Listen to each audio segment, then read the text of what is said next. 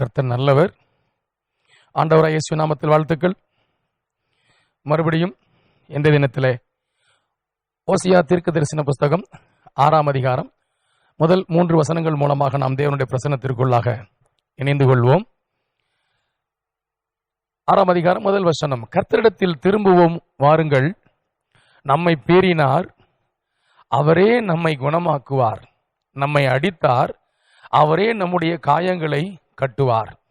கர்த்தர் நல்லவர். இதை வாசிக்கிற அநேகர் இப்படியா எண்ணிக்கொள்கிறார்கள். கர்த்தர் நம்மை பீறி போடுகிற தேவன், அவரே நம்மை குணமாக்குகிற தேவன். கர்த்தர் நம்மை அடிக்கிற தேவன், அவரே நம்முடைய காயங்களை கட்டுகிற தேவன் என்று இதை அப்படியாக நேரடியாகவே அவர்கள் மொழிபெயர்த்து அல்லது அதற்கு வியாக்கியானம் செய்த அர்த்தம் எடுத்துக் கொள்கிறார்கள். 2ஆம் வசனத்தை வாசித்தால், 2 நாளைக்கு பின்பு அவர் நம்மை உயிர்ப்பிப்பார், 3ஆம் நாளிலே நம்மை எழுப்புவார். அப்பொழுது நாம் அவருடைய சமூகத்தில் பிழைத்திருப்போம். கர்த்தர் நல்லவர். இதை கவனமாக வாசித்து பார்த்தால், ஓசியா தீர்க்கதரிசி கல்வாரியின் சிலுவையிலே ஆண்டவராகிய இயேசு கிறிஸ்து நமக்காக அடிக்கப்பட போகிற நிகழ்ச்சியை குறித்து தீர்க்க தரிசனமாக சொல்லி இருக்கிறார். கர்த்தர் நல்லவர். பவுல் சொல்லுகிறார் அல்லவா, சிலுவையிலே நான் கிறிஸ்துவோடு கூட அறையப்பட்டேன், ஆயிலும் பிழைத்திருக்கிறேன், நான் அல்ல கிறிஸ்துவே என்னில் பிழைத்திருக்கிறார்னு சொன்னார் இல்லையா. கர்த்தர் நல்லவர். ஆண்டவராகிய இயேசுவை சிலுவையில் அடிக்கும் போது அவரோடு கூட நாமும் சிலுவையில் அடிக்கப்பட்டு இருக்கிறோம்.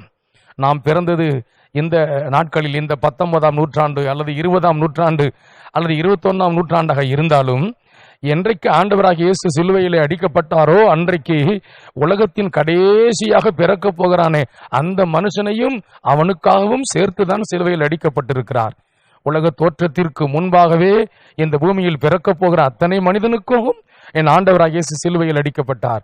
ஆகவே ஆண்டவர் இயேசு சிலுவையில் அடிக்கப்படும் போது அவரோடு கூட நாமும் சிலுவையில் அடிக்கப்பட்டோம். அவர் உயிர் தெழுந்த போது நாமும் அவரோடு கூட உயிர் தெழுந்திருக்கிறோம். பாவங்களுக்கு அவரோடு கூட நாம் செத்து இருக்கிறோம், நீதிக்கு அவரோடு கூட பிழைத்திருக்கிறோம் என்கிற விசுவாசம்தான் 21ஆம் நூற்றாண்டில் ரட்சிக்கப்படுகிற கிறிஸ்தவனுக்கு ரட்சிப்புக்கு ஏதுவாக இருக்கிறது. கர்த்தர் நல்லவர். அப்படியானால் இந்த வார்த்தையை கவனித்து பார்த்தால் நன்றாக விளங்கும். நம்மை பீறினார்.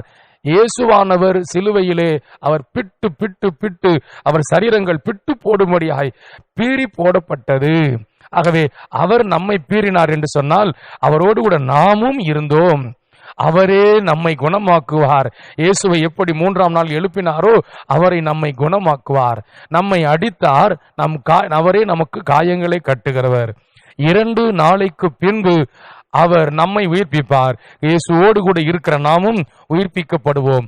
3ஆம் நாளில் நம்மை எழுப்புவார். அப்பொழுது நாம் அவருடைய சமூகத்தில் பிழைத்திருப்போம்.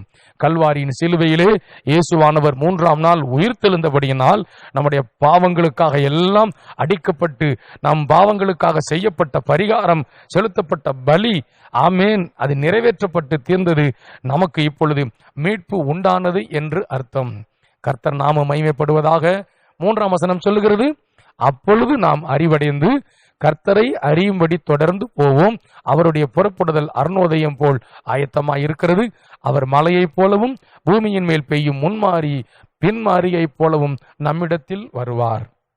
இயேசுவை குறித்து, கல்வாரியின் சிலுவையை மரணத்தை குறித்து தீர்க்க தரிசனமாக சொல்லப்பட்ட வார்த்தை. எனக்கு அன்பானவர்களே, கிறிஸ்துவோடு கூட நாமும் சிலுவையில் ஆமேன் பீறி போடப்பட்டிருக்கிறோம்.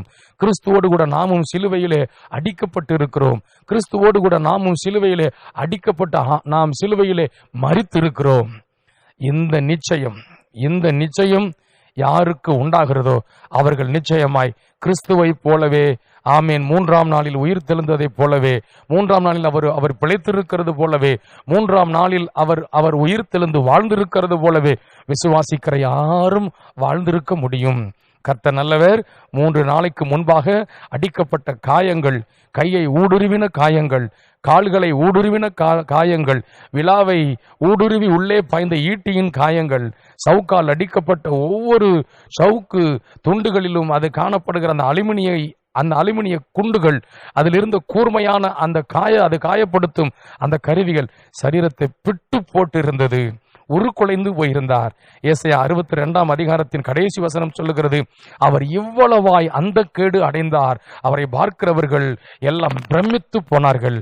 இவ்வளவு பெரிய சேதம் அடைந்தவர் 3ஆம் நாளில் உயிர் தெழுந்திருக்கிறார். இப்பொழுது அங்கே தழும்புகள் இருக்கிறது, காயங்கள் இல்லை. காயங்கள் 3 நாளில் குணம். விழாவை ஊடுருவிய ஈட்டி அந்த தழும்பு மறைந்தது, அந்த காயம் குணமானது.